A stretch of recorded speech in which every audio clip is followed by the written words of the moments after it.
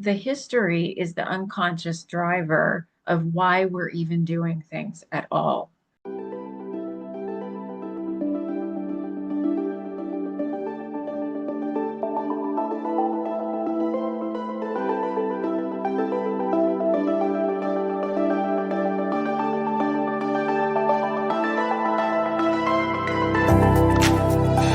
Like, how does history impact family relation and family patterns and even belief systems in families? Can you give us some examples of how that might show up? So family history is a number of different things. So we'll define it first. It's our family stories. It's the narrative and the beliefs that our family holds that maybe aren't spoken every day. One that I use a lot is when I was growing up, there was a running joke in the family, and the joke was times are hard and money's tight. So that's like a belief that your family holds, right? That's not a very healthy belief if you want to be a wealthy, successful person. Even if it's a joke, it's not a very good one to hold. So we've got these stories and these beliefs. And then we also have our DNA, which we now know from research, we inherit memories. We can inherit full memories. There's budding evidence of that. And the book that I wrote kind of talks about that because I inherited a memory from my mother that impacted my career choice, just a host of other things. And those are things that we don't often know. Our experiences of our grandparents, even if we don't know those experiences, we're repeating them, even if we don't know the stories. So the history is the unconscious driver of why we're even doing things at all today.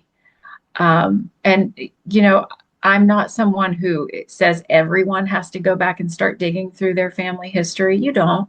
You can address what is in front of you, and that's super powerful. But if you are interested, there's this whole other realm of information that your body holds and that your family stories hold that can really transform the way your governance meetings go or your business exit goes. And they are related because I've got hundreds of examples of ways that they're related. I had just in the past few weeks, I had been contacted by a next gen in a family business, and because we're talking about crossroads or the intersection of things, and I've seen this happen. It seems like every, I don't know, 4 months, I'll get an introduction to someone that's in a family system who's a next gen leader or a rising leader in the system who sees evidence with uncles and dads and whatever cousins, and they there's unclarity in governance, unclarity in what's going to happen in the future, unclarity in they're seeing that the patterns repeat. They're kind of frustrated. They're trying to figure out, should I stay in this thing? Should I not stay in this thing? I'd like to see it through. And they learn a bit about there's help out there in regards to folks that do the work that we try to do and help family systems through it. But the common thread that I run into is they can't get the other family members to get in front of me. Right? Like, so I could see someone out there listening right now. It's like, boy, I'd love to have help from my own family, and also just for me as a rising leader in this family system to understand what the future could look like or how my place in that future, because no one wants to talk about it. This is a common pattern I see between families. Sometimes people aren't willing to talk about the future, even though the future keeps coming. And there's a little bit more urgency, especially in like some it can be like Gen Z and millennials in regards to what they want, and they're not willing to be as patient as maybe baby boomer was, or like, oh, you just wait around, you do your work or whatever. What advice do you give folks that are in a system like this that are trying to figure out, you know, what I can't seem to get my uncle or my dad, my brother.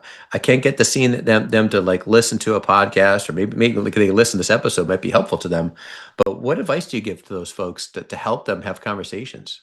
Okay, well, Chris, uh, there's a, I couldn't title my book, I Don't Want to Talk About It, because there's already a book titled I Don't Want to Talk About It by Terry Real. And Terry Real was one of the pioneers in working with men in therapy.